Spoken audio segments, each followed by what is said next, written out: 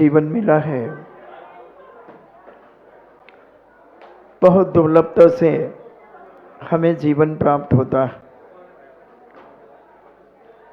न जाने हम दुनिया में कहाँ कहाँ हमने जन्म लिया होगा।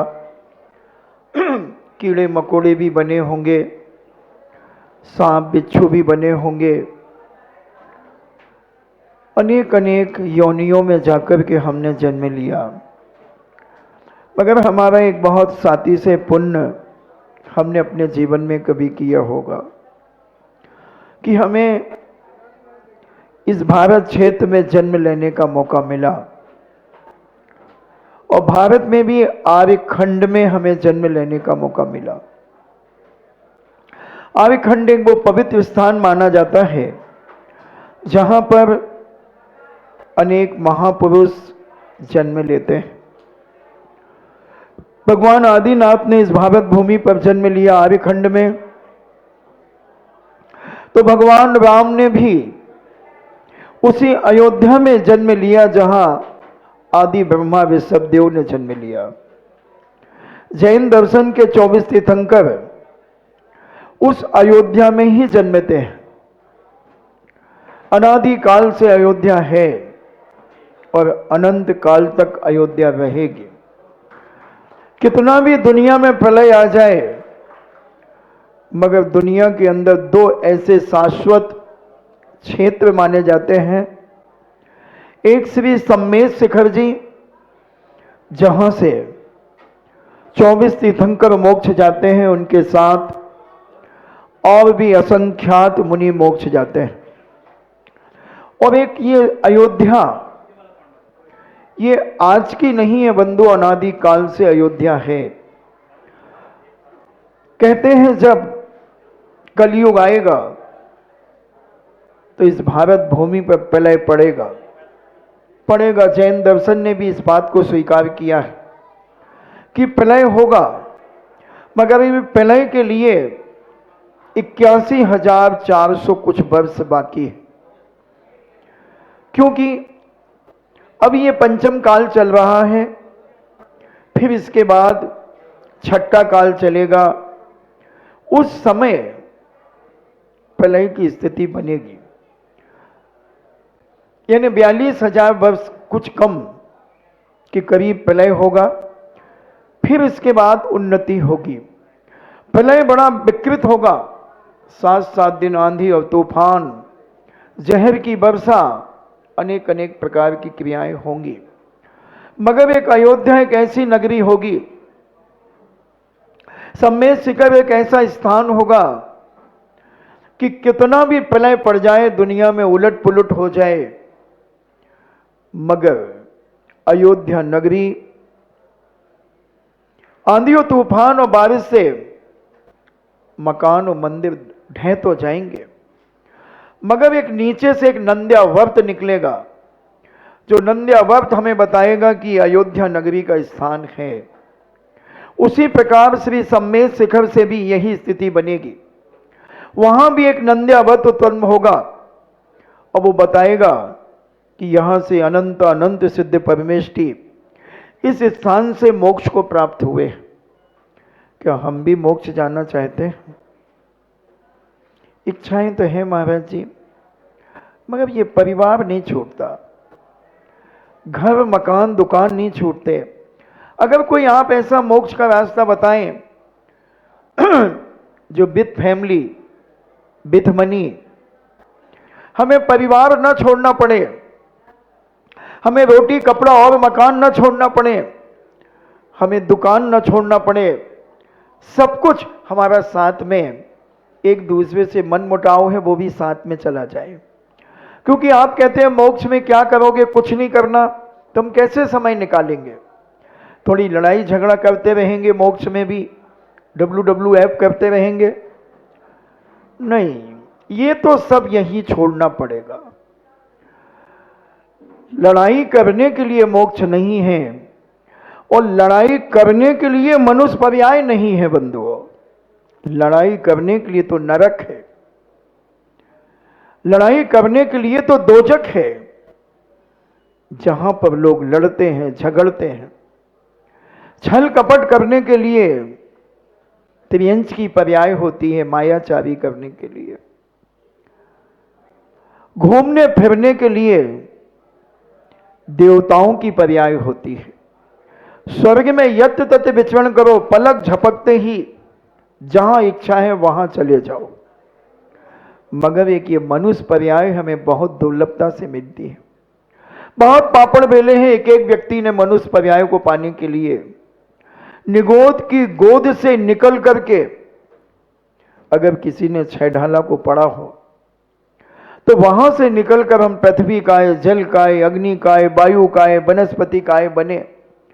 फिर वहां से दो इंद्री बने, लट बने, जो मटर की फल्ली में एक लट निकलती है, चने में एक लट निकलती है, वो भी अपन सब बन गए हैं।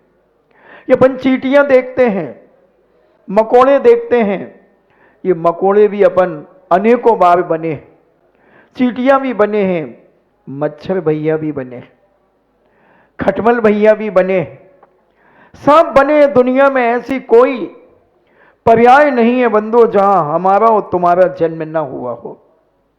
सबका जन्म हुआ। कीड़े मकोड़े, काकरोच, राम जी का घोड़ा, जितने भी जीवाणु हमें दिखते हैं, कीड़े मकोड़े दिखते हैं, वो सब अपन बने। मगर कुछ अपन ने ऐसा अच्छा कार्य किया कि अपन मनुष्य बने। भारत में बने और मनुष्य भी बन जाते, और कहीं पाकिस्तान में जन्म ले लेते तो, बांग्लादेश में जन्म ले लेते तो, चाइनीज में जन्म ले लेते तो आज कभी तुम्हें धर्म के दो शब्द सुनने को नहीं मिलते। चाइनीज में लोग जो मांसाहारी हैं, काकरोच का अचार खा रहे हैं, केंचुए का अचार खा रहे हैं, चींटी का भुरका खा रहे हैं। अपन कितने भाग्यशाली हैं, कितने पुण्यशाली हैं कि अपन इस भारत में, आर्य खंड में जन्म लेकर, जहां मर्यादा पुरुषोत्तम राम ने भी जहां जन्म लिया, महावीर ने जन्म लिया, हनुमान जी ने जन्म लिया, ऐसे महापुरुषों के स्थानों पर हमने भी जन्म लेकर उनकी अर्चना और पूजा करने का सौभाग्य अपने जीवन में पाया। और अगर इसका हम सदुपयोग न कर सके, कहीं हम अहंकार में आकर के अपने जीवन का विनाश तो नहीं कर रहे हैं, कहीं हम क्रोध में आकर के अपने ही परिवार में कलह तो नहीं कर रहे हैं, अपने ही घर में क्रोध में हम इतने उत्तेजित हो जाते हैं कि अपनी मां बहन को मां की गाली दे देते हैं। कई बार परिवार में सुनते हैं कि एक पुरुष अपनी ही धर्म पत्नी को मां की गाली दे देता है, बहन की गाली दे देता है, इतने गंदे अपशब्द बोल देता है कि उस मां का कलेजा तिल मिला जाता है। मां तड़प जाती है कि मैंने कैसी संतान को पैदा किया जो मुझे गाली बक रहा। कई बार वो अपनी मां को गाली बक देता है। जिस मां ने 9 महीने उसे गर्भ में रखा, उसे गाली से संबोधित कर देता है, पत्नी को गाली दे देता है, बेटी को गाली दे देता है, बच्चे को गाली दे देता है, मगर वो इसका अर्थ नहीं जान पाता बेचारा। गाली तो उसने बक दी, मां की गाली बकना बहुत सरल समझते हो। मां की गाली बकना कितना बड़ा पाप है, कभी सोचा? कभी सोचा मां की गाली बोलने वाले ने कि जिस मां ने मुझे जन्म दिया है, मां ने उसी के साथ मैं व्यभिचार कर रहा हूं, उसी के साथ मैं पाप कर रहा हूं। मां की गाली देना बंधु बहुत सरल तो लगता है, क्योंकि हड्डी बिना, जीभ बिना हड्डी की जीभ है, जो मन में आया कह दिया, मगर उसका अर्थ क्या होता है? उसका जब कर्म तुम्हारे जीवन में उदय में आएगा, तब क्या मर्यादा पुरुषोत्तम राम तुम्हें माफ करेंगे? क्या तुम्हें हनुमान जी माफ करेंगे? क्या शंकर जी का त्रिशूल तुम्हें कभी माफ करेगा? वो कहे, अरे पापी, मैंने तुझे मनुष्य पर्याय दी थी और तूने अपनी मां के साथ व्यभिचार किया है, तू इतना बड़ा पापी। कि तूने अपनी मां को गाली दी। गाली का मतलब क्या होता है मां की गाली देना? सोचें उस समय तुम क्या जवाब दे सकोगे। अपनी पत्नी को गाली देना यानी सासू के साथ व्यभिचार करना, पत्नी को मां की गाली देना यानी जिस धर्म पत्नी को तुम विवाह करके लाए थे पंचों के सामने, समाज के सामने, और तुम उसे मां की गाली देकर के क्या सिद्ध करना चाहते हो, क्या दिखाना चाहते हो? जिस सासू ने अपना शरीर से उत्पन्न कोई ही देहस तुम्हें दी है और तुम उसे गाली बककर के यानी सासू से व्यभिचार कर रहे हो। हम समझें अपने जीवन में कि मनुष्य पर्याय बहुत दुर्लभता से मिली है। अगर हमने अपना शब्द सदुपयोग कर लिया तो मनुष्य पर्याय सार्थक हो गई बंधुओं, नहीं तो निरर्थक है। बहुत सारे लोग आते हैं और चले जाते हैं, हम भी उसी में अपना जीवन समाप्त कर लेंगे। रोटी कपड़ा और मकान, जीवन के बस 3 निशान, ये सभी के साथ चलते हैं, मगर कोई विवेक और सज्जन व्यक्ति होता है विवेकवान कि ये सब करता हुआ भी अपने जीवन के कल्याण का रास्ता खोजता है। रावण ने इतना वैभव पाया, सोने की लंका पाई, इतना रूप पाया, इतना बल पाया, मगर वो किस काम का? किस काम का वो सारा का सारा धन, वैभव, रूप, बल, सोने की लंका? मैं पूछना चाहता हूं आपके इस सटई ग्राम में किसी ने अपने बेटे का नाम क्या रावण रखा? क्यों नहीं रखा? क्या कमी थी उसके पास? सोने की लंका थी, 18,000 रानियों का मालिक था, बलशाली था, रूपवान था, सब कुछ था, शक्तिशाली था, जैसे कैलाश पर्वत जैसी पहाड़ को, हिमालय को उठाने की ताकत जिसके पास थी। इतने बलशाली व्यक्ति का नाम भी तुम रखना नहीं चाहते? क्यों? क्यों रखना नहीं चाहते? रावण में क्या कमी थी? मैं आपसे पूछना चाहता हूं, क्यों नहीं रखा आपने रावण अपने बेटे का नाम रामचंद्र क्यों रख दिया? रामचंद्र जी तो वनवासी थे, 14 वर्ष तक वनवास घूमते रहे, उनका नाम तो तुमने रख दिया। सीता भी नाम रख लिया, मगर मंदोदरी नाम नहीं रखा। मंदोदरी में क्या कमी थी? क्या बिगाड़ा था बेचारी मंदोदरी ने? वो तो बहुत धर्मात्मा थी, साध्वी थी, सती थी। महाराज जी, उसका नाम रावण से जुड़ा था। वो रावण की पत्नी होने के कारण हमने अपनी बिटिया का नाम मंदोदरी नहीं रखा। रावण एक अहंकारी व्यक्ति था, दुराचारी व्यक्ति था। वैभव होना अलग चीज है और अहंकार होना अलग चीज है।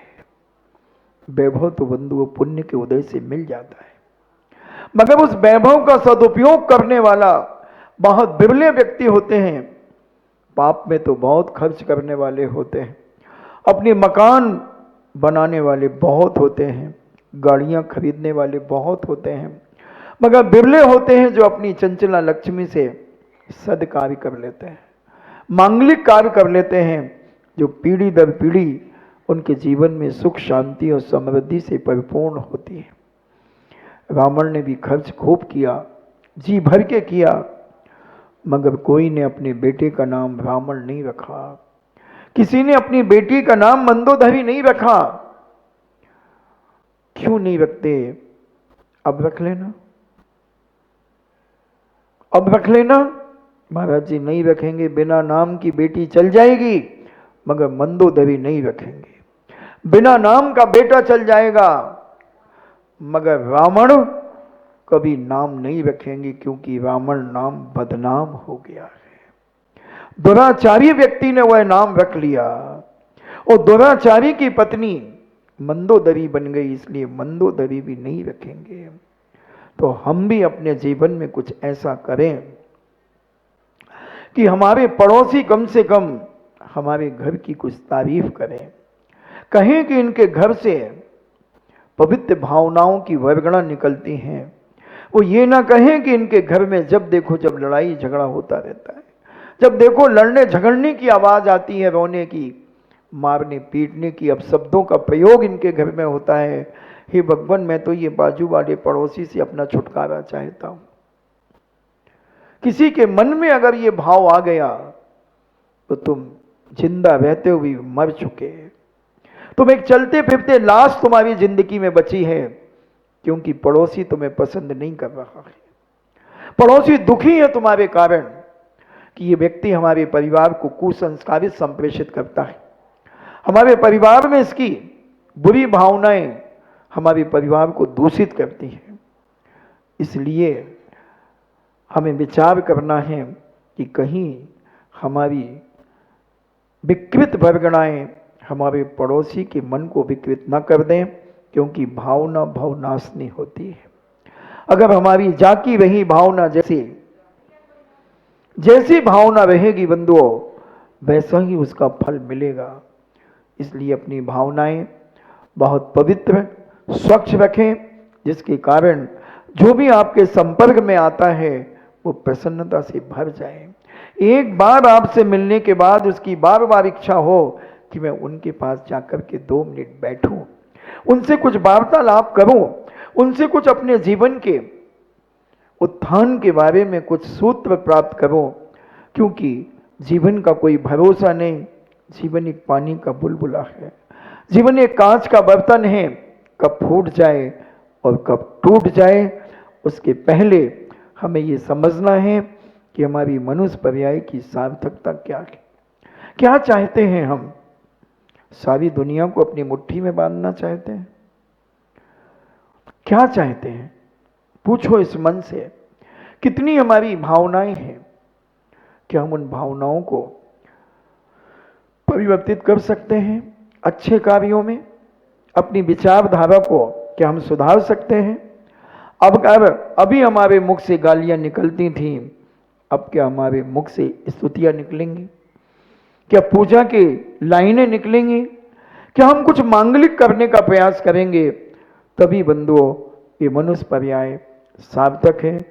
समय आपका हो गया।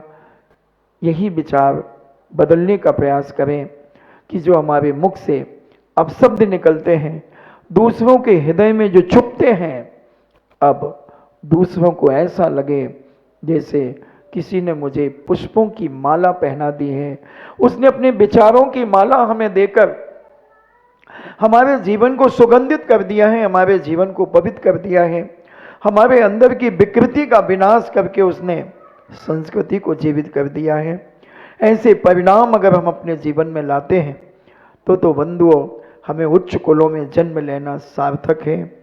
और नहीं तो फिर जिस प्रकार से कोई शराबी, जुआड़ी, कबाबी, मांसाहारी प्रातः काल से लेकर रात्रि तक लड़ता झगड़ता रहता है, और वही अगर हमारे घर में हो रहा है तो उसमें और हम में फिर कोई अंतर नहीं कहलाएगा।